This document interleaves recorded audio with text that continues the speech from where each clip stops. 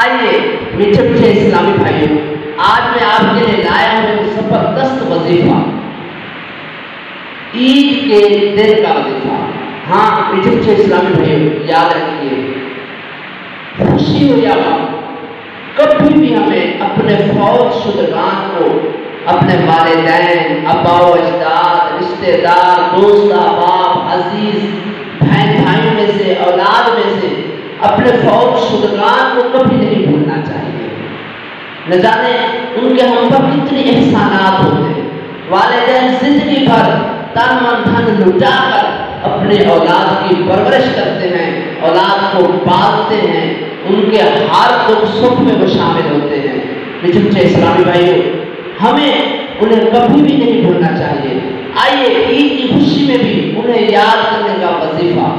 حضرت امام غزالی رحمۃ اللہ تعالی علیہ نے ایک زبردست وظیفہ بیان فرمایا۔ فرمایا کہ منقول ہے کہ جو شخص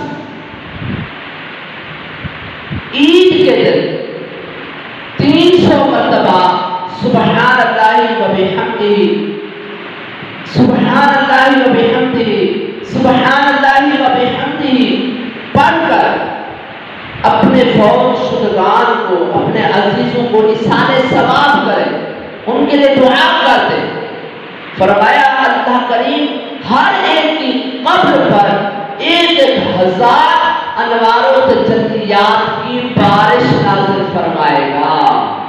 چھما ان کی قبروں پر رحمتوں کی بارش نازل ہوگی۔ سبحان اللہ، کس قدر ہمارا رب ہم پر رحیم ہے، کریم ہے۔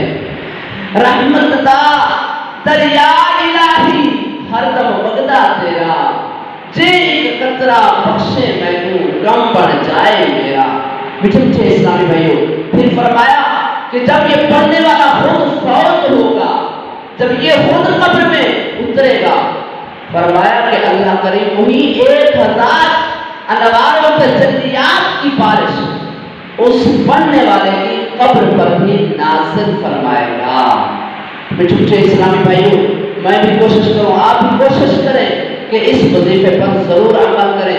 300 مرتبہ سبحان اللہ و بحمدہ، سبحان اللہ و بحمدہ، سبحان اللہ و بحمدہ پڑھنا ہے۔